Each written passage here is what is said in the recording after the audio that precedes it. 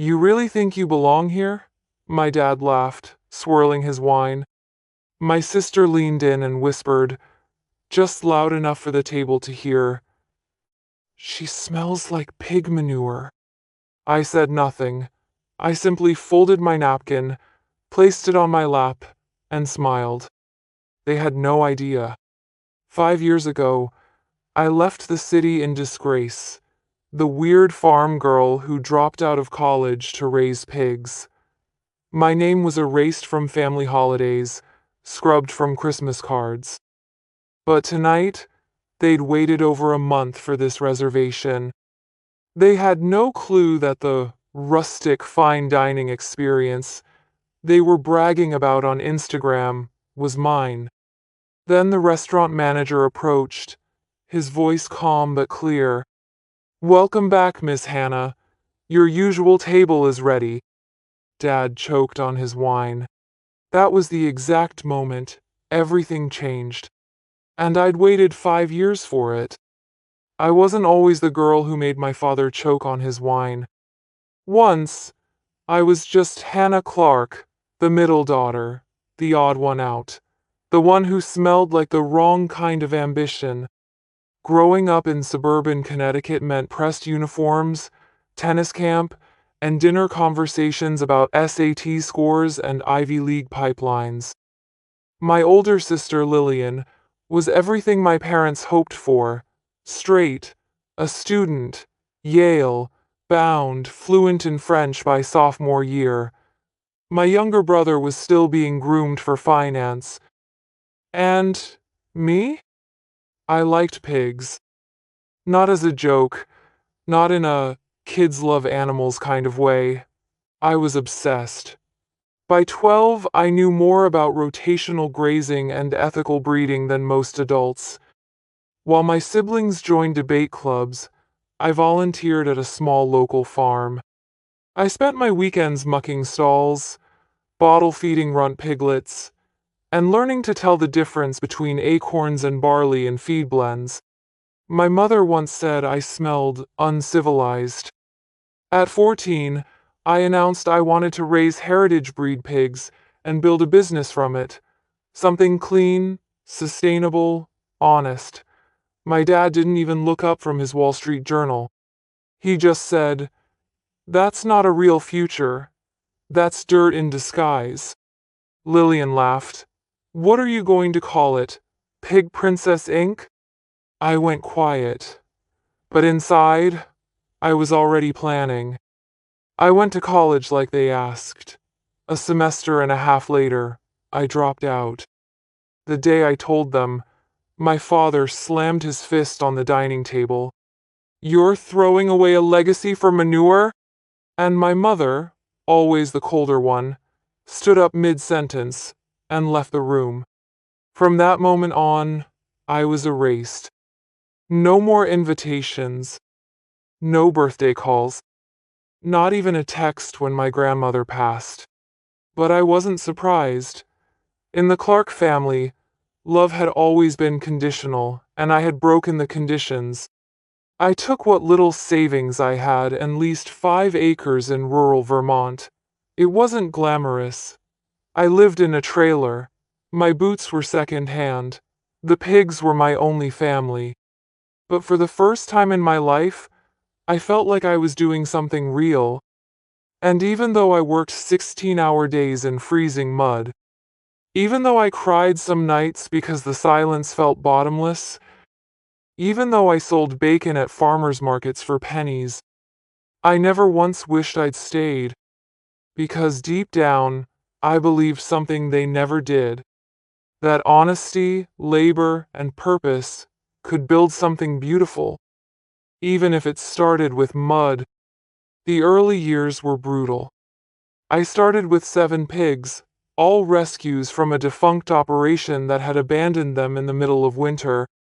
I built shelter from salvaged wood and slept in the trailer beside them with a space heater that barely worked. Every dollar I made went to feed and vet bills. Every hour of rest felt like a stolen luxury. People thought I was crazy. The pig girl. They called me at the general store, half joking, half pitying. Even the local farmers rolled their eyes when I talked about raising pigs without hormones, without confinement crates, letting them roam in pastures and root freely. Sounds cute until they tear up an acre overnight, one of them said. They weren't wrong. I made mistakes. I lost money, but I kept going. I documented everything. Every muddy mistake. Every sunlit moment when the piglets napped in hay. Every time I made something edible, from scratch pork belly with maple glaze, slow roasted shoulder with heirloom apples. I didn't do it for attention at first, but one day, in a moment of tired defiance, I posted a video on social media. What happens when you respect the animal? Real pork, real process. I filmed myself pulling fresh bacon from the smoker, plating it next to eggs from my neighbor's coop and greens I'd grown behind the trailer. I uploaded it and forgot about it. 3 days later, it had 2 million views. Suddenly, people wanted to know more, not just about the pigs, but about the food. How did you make that crackling so crispy? Where can I taste this? Do you sell it anywhere? An editor from a food blog reached out, then a reporter from a regional magazine. Then came the email I couldn't believe. A small investor group out of Boston wanted to talk. They'd seen my content. They liked my values. They wanted in on something small, farm to fork, rustic dining with a real story. I didn't know how to draft a business plan, but I knew how to build trust. I invited them to dinner, right there at the farm, under a string of hardware store lights and mismatched tables. I cooked 6 courses from scratch, all with my own pork. They signed the next day. That's how the Honest Pig was born first, just a converted barn with 12 tables, later a full-fledged restaurant with a wait list. People drove hours to eat there. Some stayed the night in their cars. It was real. It was growing. I still mucked stalls every morning. But now, when I looked at my pigs, I saw more than survival. I saw a future one built not in spite of the mud, but because of it. We opened the first official location of the Honest Pig 9 months after that backyard dinner. It wasn't fancy, just an old feed store we gutted and rebuilt with help from local carpenters and 3 college interns who believed in what I was doing. The walls were reclaimed barnwood, the tables handmade from pine, the chairs mismatched on purpose. There was no sign outside, just a small iron pig silhouette above the door. But what mattered was the smell. Every evening, as the hickory smoke rolled from the open kitchen and the scent of slow braised pork shoulder drifted out onto the gravel parking lot, people came. They brought lawn chairs when we ran out of seating. They waited 2, sometimes 3 hours, and they told their friends. I built the menu from everything I'd learned in the field. Pork chops with apple cider juice, crispy pig ear tacos with lime crema, house-cured ham served over skillet cornbread with hot honey. Everything came from small farms I trusted, including my own. No shortcuts, no frozen meat, no food that hadn't been touched by real hands. It wasn't just food. It was a statement. Food writers started showing up. One from Bon Appetit called it the most honest plate in New England. The New York Times sent someone a month later. They called me the Pig Lady of America. I laughed at first, but it stuck. Soon I was getting offers to expand. Most of them were wrong big money, with big strings attached. I turned them all down until I met Gloria Sandoval, a Latina entrepreneur who'd built her own bakery empire from scratch. She said, "What you've built is beautiful. Let's scale it without selling your soul." We partnered. I kept the name, the food, the vision. She brought the systems, the network, the discipline. Together, We opened the flagship location in the heart of Boston, inside a restored train station with vaulted ceilings and exposed brick. The kind of place my parents might visit and say, "This is real dining." It had a 6-month wait list within 2 weeks. We made Forbes 30, under 30. I was invited to speak at food summits and sustainability panels, and I still refused to put my face on the website. I didn't want the brand to be about me. I didn't need their applause, especially not theirs. My family still didn't call.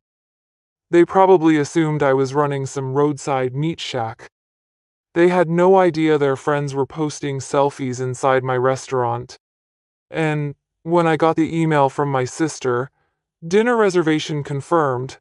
Can't wait to celebrate my engagement with the family at the Honest Pig." I stared at the screen for a long time. They had no clue. They'd waited 5 weeks for that table. And now, they were walking right into my world. The reservation email came from my sister, Lillian. "Family dinner to celebrate our engagement finally. 7:30 p.m. Saturday. You better show up, Hannah. You owe Mom at least that much." Attached below was the confirmation. Table for 7. The Honest Pig. Flagship.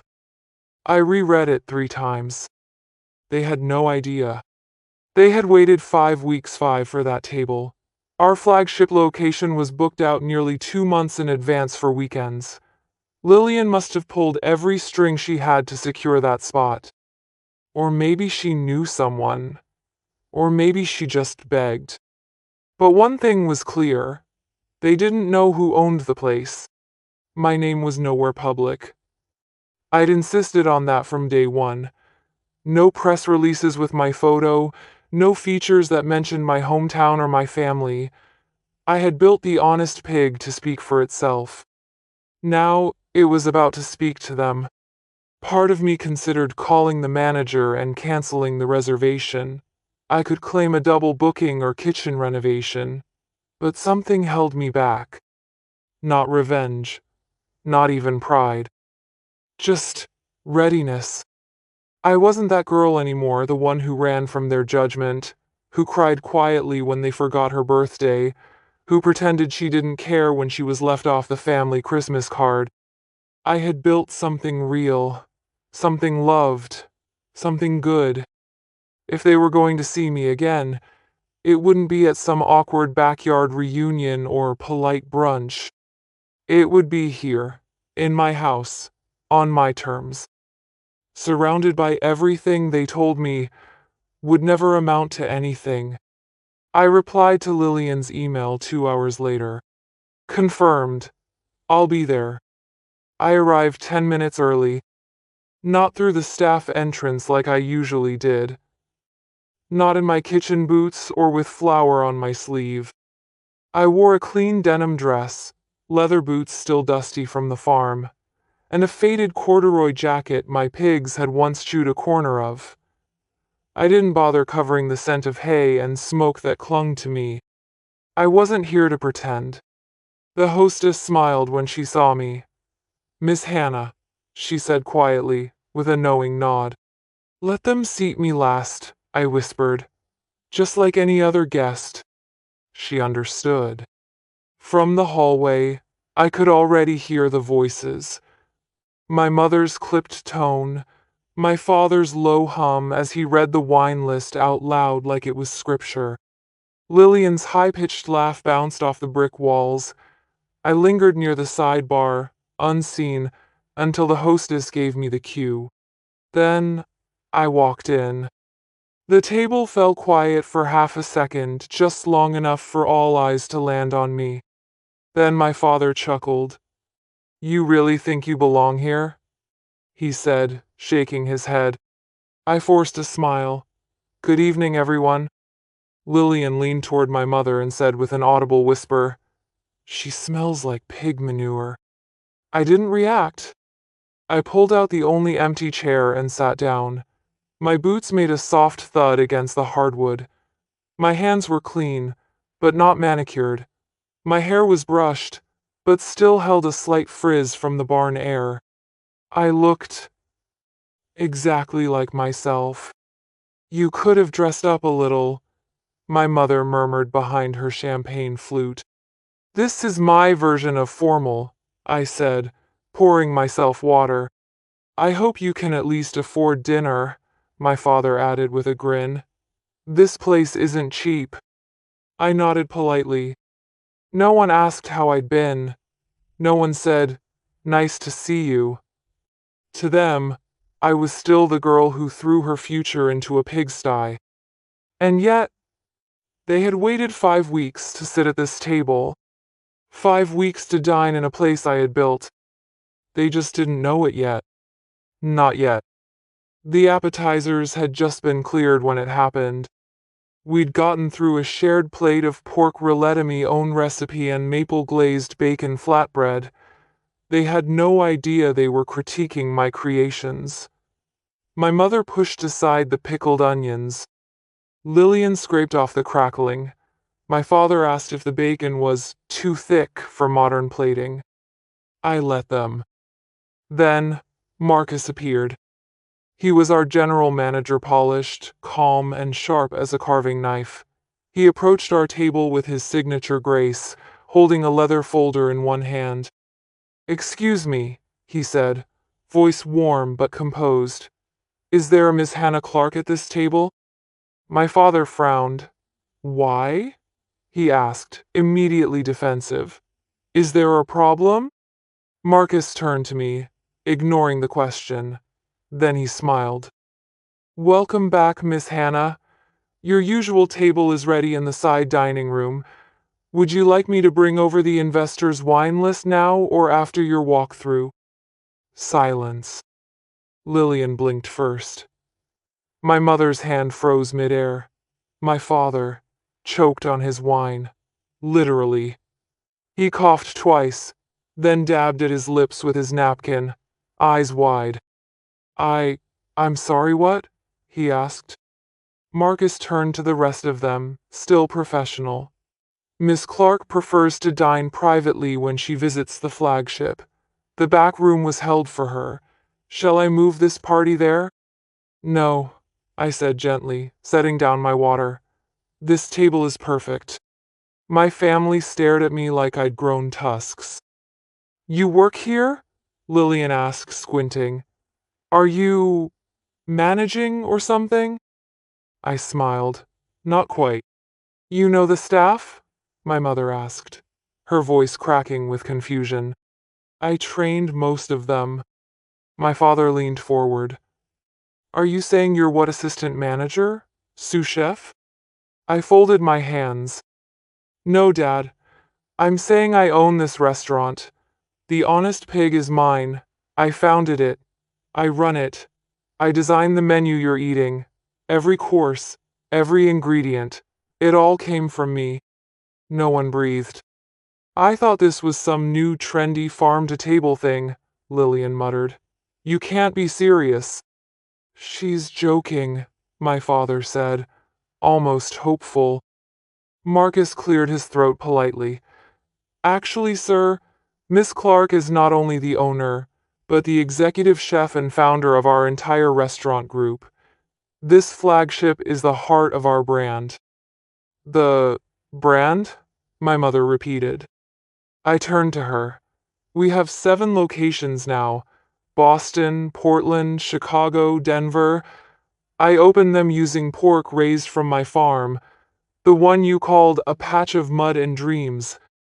The words landed like knives. "You lied," Lillian whispered. "You made us think you were struggling." "No," I said softly. "You assumed I was." "But why?"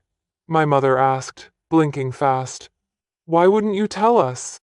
I looked around the table, at the people who had once decided I was only worth loving if I played by their rules. "Because I wanted to see who you were when you thought I had nothing," I said, "and now I know." Marcus, still standing by, spoke again. "Chef Miranda would like your opinion on the heirloom rib rub, Miss Clark, before the team finalizes the spring menu." I stood. I'll be back shortly, I said, adjusting my jacket. Enjoy the entree. It's a braised pork shoulder me signature. Then I walked away, leaving the table in stunned silence. I returned to the table 15 minutes later. They hadn't moved. No one had touched the entree, steel steaming, still perfectly plated. The air around them hung heavy with something I hadn't felt from them in years. Uncertainty. Lillian looked up first. So, it's all true? I nodded. My father sat rigid, as if trying to reframe everything in real time. You built all of this? Yes, I said quietly. From scratch. From the pigs you once laughed at. My mother adjusted her pearl necklace, her go-to gesture when caught off guard. But the funding, the operations, the growth, how could you?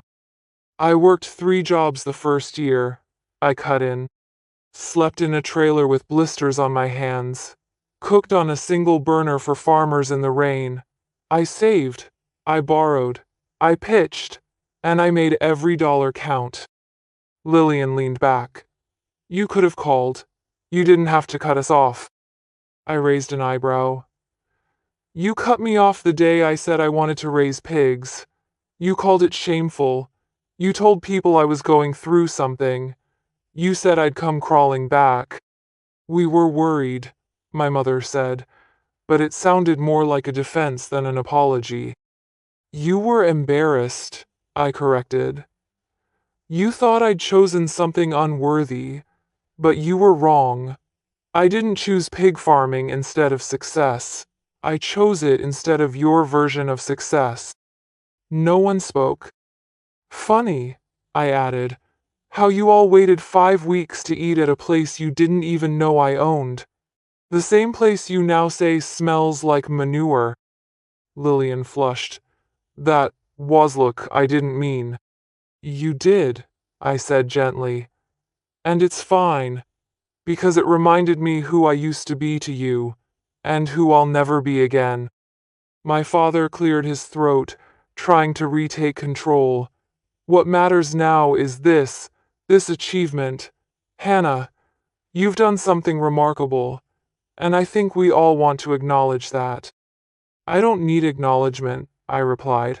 I need respect, real respect, not the kind that arrives only after a Forbes article or a reservation confirmation. There was a pause. Then Lillian asked, So what now? You cut ties forever? Let this dinner be the last? I looked at her for a long moment. No, I said. But from now on, everything changes. If we're going to have a relationship, it will be on my terms. That means no jokes about pig manure, no sideways glances at my boots. No more wondering how I can afford things. I think we can manage that, my father said, stiffly. I'm not finished, I added. They all stilled again. I don't want any networking favors, no investment offers, no guest invites to events so you can show off your daughter's restaurant. I'm not a family trophy now that I'm successful. I'm still the same girl who loved the smell of soil and hay more than silk and champagne. My mother's lip trembled, but she said nothing. And one more thing, I said. I'm proud of what I built, but I'm prouder that I built it without bending to become someone you'd finally accept. My voice softened. I'm here tonight not because I need your approval. I'm here because I finally don't. Lillian exhaled. Okay, she said quietly. That's fair. And, I added after a pause, if you'd like, I could host the rehearsal dinner here, as my gift. Her eyes widened. You'd do that? You're still my sister, I said. But let's be clear, this isn't about proving myself to you. It's about offering what I've built, on my own terms. For the first time all night, she smiled. A real one.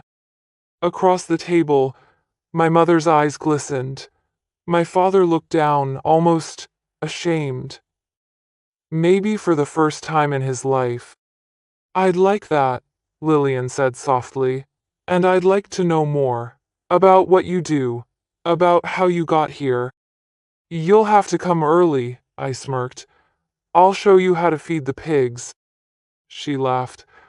I just might. And in that moment, for the first time in years, the table didn't feel like a battlefield. It felt like a beginning. Later that night, after the plates had been cleared and the last glasses of cider sipped to silence, I stepped into the kitchen. My sanctuary. Miranda, my head chef and the backbone of this flagship, looked up from the pass window and grinned. So, how was dinner with the royals? I laughed. They choked on the pork, metaphorically and literally. She raised an eyebrow. The rub too spicy? No, I said. The truth was, we reviewed the spring menu changes, tasted a sliver of smoked belly for salt, adjusted the char on the seared loin. The usual rhythm of a closing shift grounded me like it always did. When the team finally wrapped up and the lights dimmed to the after-hours glow, I lingered near my office. I checked my phone. A message from Lillian. That was a lot, but thank you. Also, can we talk next week? I'd love to bring someone by the farm. No judgment, just curiosity. I smiled. Maybe she meant it. Maybe she didn't. But for the first time, she was reaching out not to correct me, but to understand me. I typed a short reply. Sure. Wear boots. I turned off the kitchen lights and walked to the back patio or staff break area that overlooked the small herb garden we kept on site. Even in the city, I'd insisted we grow our own thyme and mint, basil and chives. A reminder of where it all began. The night was quiet, cool, the kind of quiet that doesn't feel empty but earned. I sat on the wooden bench by the rosemary bush and opened my leather-bound notebook, the one I used when things felt too big for screens. I wrote, I used to believe that success would feel like applause, but it doesn't.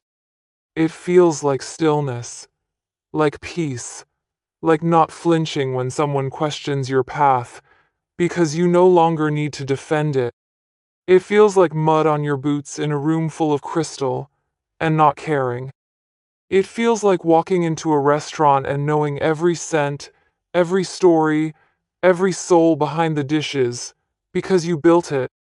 It feels like being the same girl they once called foolish, and not needing to prove them wrong anymore. I closed the notebook and looked up at the sky.